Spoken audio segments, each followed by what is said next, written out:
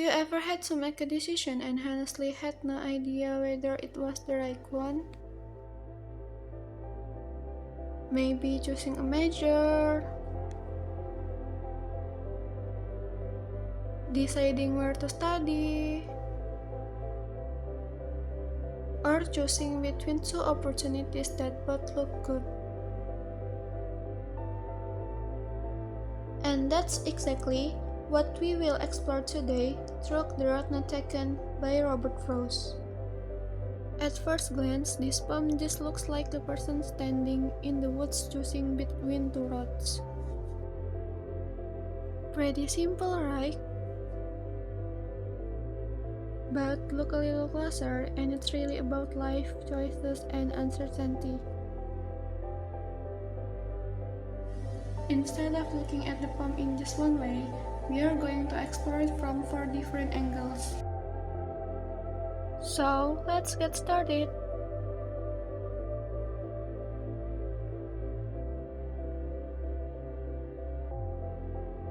Robert Frost is one of the most famous American poets. He's known for writing poems that seem simple on the surface but actually have much deeper meanings about life and human experience.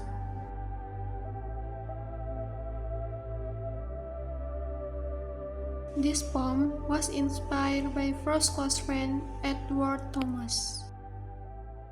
The two men often spent time walking through the countryside together. During these walks, Thomas would sometimes regret whichever path they chose. Even after making a decision, he would wonder whether another path might have been better. When I first learned this, I found it surprisingly relatable because honestly, how many of us have done exactly the same thing? Maybe you have chosen a university major and later wonder whether another major would have been better. Maybe you have accepted a job opportunity and then questioned whether you should have chosen something else.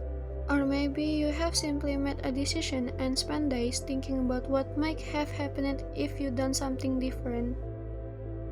Frost noticed this tendency and transformed it into poetry. What makes this poem so interesting is that it isn't really about roads. The roads function as symbols for life choices. The poem explores how people think about decisions and how we often wonder whether we made the right one. Just like the speaker in the poem, we usually have to choose without knowing exactly what the future holds. Now, let's take a look at the context behind the poem. Let's look at the world in which this poem was written. The Road Not Taken was published in 1915 during a time of rapid change. Technology was advancing, cities were growing, and people were being exposed to new opportunities and possibilities.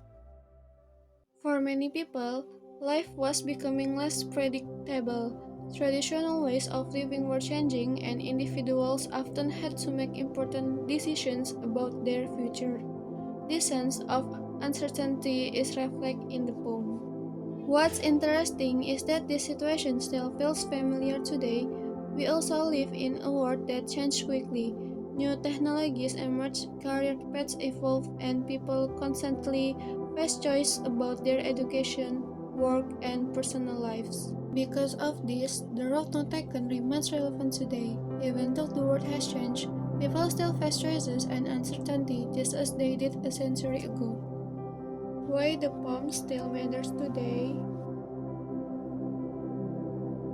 This context helps explain why the poem continues to resonate with modern readers.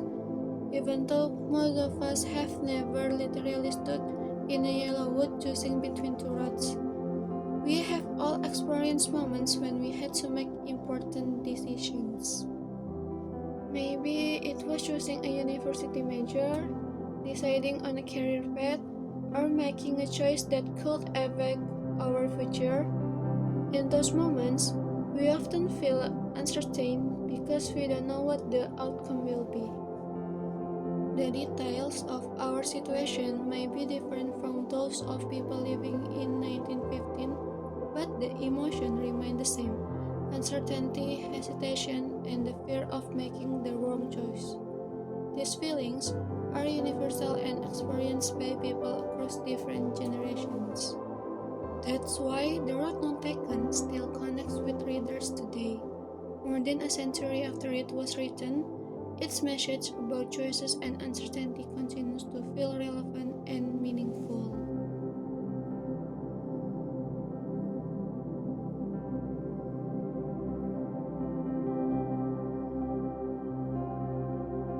Let's start with the opening image of the poem, Two Roads Diverge in Yellow Wood. Right away, Robert Frost gives us a very clear and powerful picture. We can imagine a traveler standing in the middle of a forest, facing a fork in the road. The phrase yellow wood immediately tells us this is an autumn setting. The leaves are turning yellow, which creates a calm but slightly reflective atmosphere. This opening line is so famous because it doesn't just describe a place, it pulls us directly into the moment. Now, let's talk about the imagery.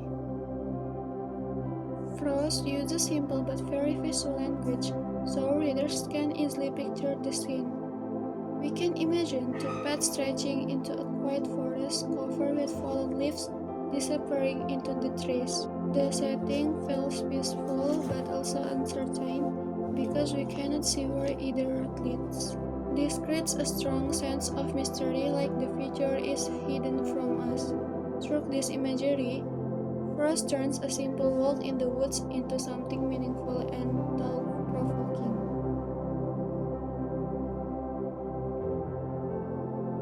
The two roads are not just physical paths, they symbolize life choices.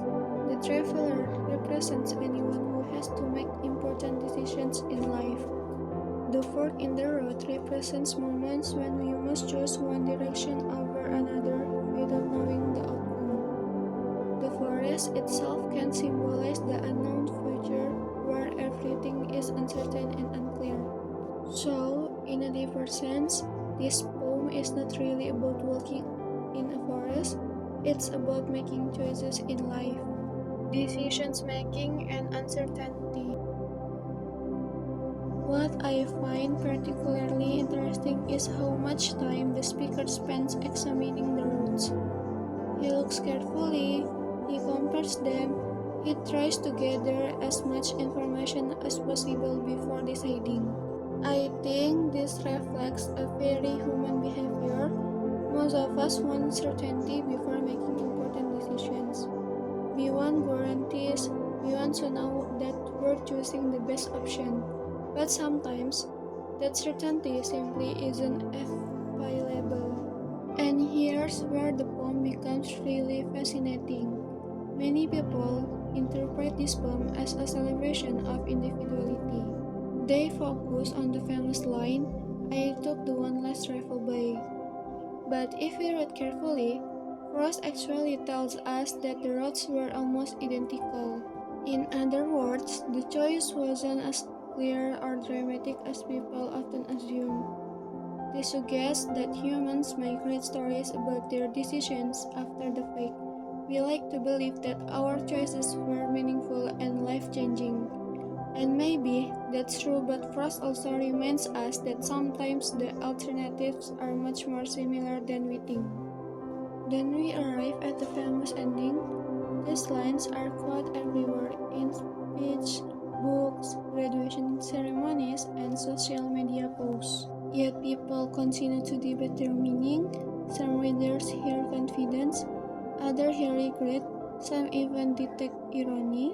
Personally, I think Frost intentionally leaves the ending open to interpretation. He doesn't tell us exactly how the speaker feels. Instead, he invites readers to decide for themselves. And that brings us to the reader response approach. This is probably my favorite approach because it focuses on us as readers. It doesn't just ask, "What did Frost mean?" but instead asks, "What does this poem mean to you?" And that completely changes how we experience. When I read this poem, I didn't just see a traveler in a forest, I start thinking about moments in my own life when I had to make difficult decisions. Moments where there wasn't a clearly correct answer. Moments where every option had pros and cons, and no matter what I choose, I knew I would be leaving something behind, and honestly, that feeling is very human. It's something almost everyone can relate to. Times it's something small, like choosing between two opportunities, two friends, or two plans for the future, but sometimes it's much bigger than deciding a life path, a career, or even relationships that can completely change where your life is going. And in those moments, you don't really get certainty. You just make a choice and move forward, hoping it was the right one. I think that's why this poem remains so powerful even after so many years. Every reader brings their own experience to it, and because of that, the poem feels different depending on who is reading it and where they are in life. It's almost like the poem grows with you. For some people, this poem is about independence. It becomes a symbol of standing on your own, making choices without relying on anyone else, and taking responsibility for the direction on your life. It feels empowering, like the traveler is confident in the path they choose, even if they don't fully know where it leads. For others, it's about regret. They focus on the idea that one road was chosen and the other was left behind, possibly forever. In that reading, the poem becomes more reflective and emotional, almost like looking back on life and wondering, what if I had chosen differently? Some readers see confidence in the speaker's decision, as if the traveler carefully made a thoughtful choice and accepted without doubt. Others see uncertainty, noticing how similar the two paths actually are, suggesting that the decision might not have been as clear as it seemed in the moment. None of these interpretations are necessarily wrong. That's one of the most powerful things about literature. It doesn't always give one fixed answer. Instead, it opens space for multiple meanings to exist at the same time.